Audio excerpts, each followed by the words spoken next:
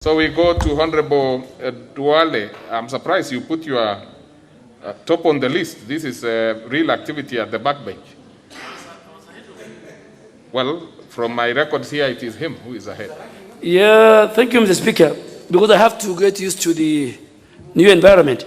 Mr. Speaker, as I support this list, first I want to thank both the leader of majority and the minority, because in my old position, this is one of the most difficult things that the whips and the leader of majority go through, combining and compiling a committee list to members. But let me not dwell on that.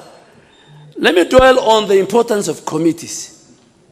Committees are a vital tool and organ for any legislative procedure and processes.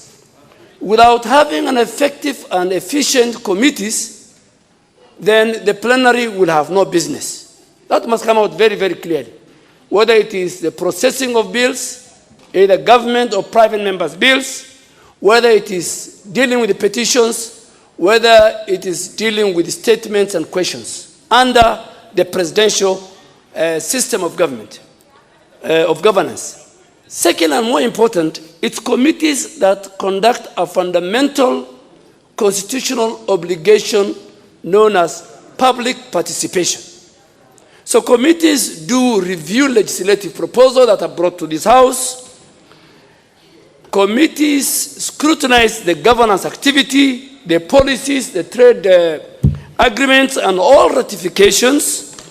Committees deal with the investigation and special issues like Public Accounts Committee and public investment. Committees like appointment, they deal with the vetting and approval of executive appointments. And finally, committees provide a platform for public participation in the execution of specific items. And all committees are, in my opinion, and Mr. Speaker, you know, Honorable Kimunya, because he's learning the ropes, there are certain things that party leaders give instruction that you don't say it on the floor of the House. It might, in a way, contradict the standing orders. You know, yeah, there are things that you do administratively in-house in your offices. Because when we are here, we are guided by the standing orders. And I want to make it very clear now, the House has given you 30 days. In fact, the standing orders are very clear that elections should have taken place within 7 days.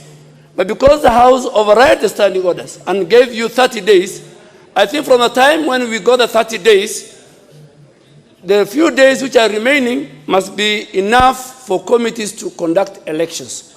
Speaker, the other thing I really want to raise, and I'm sure, you know, in future I think even the clerk's office should put the order paper, the way we are used to, you know, 24 hours.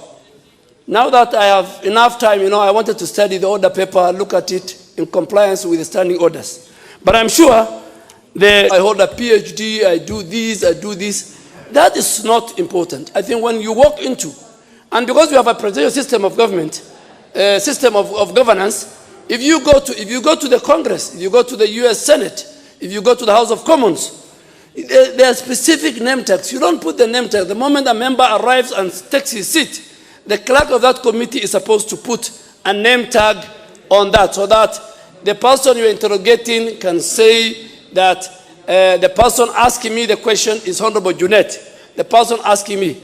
So, Mr. Speaker, I think as we move on, in my conclusion, I say the functions of committees are critical to this House. Committees must be effective. Committees must be efficient. To become a chair or a vice chair is a privilege that the House gives you. And you must not abuse that privilege. You must not go to bed with the people you oversight. There must be a distance, there must be a space between the departments, the agencies, and the ministries that you oversight. There must be consultation and concurrence with those agencies. But when it comes to really issues of oversight, you must be ready to say this is wrong and this is right. Mr. Speaker, with those many remarks, I again want to thank you very, very much for according me a specific seat with a ranking member. Again, I became the first ranking member in the House, and I want to thank the House Business Committee, the clerk's office, and everybody for that respect and for that appreciation. You asked the leader of majority not to divulge too much. You are already doing it yourself. Now let's have a... Thank you, Mr. Speaker.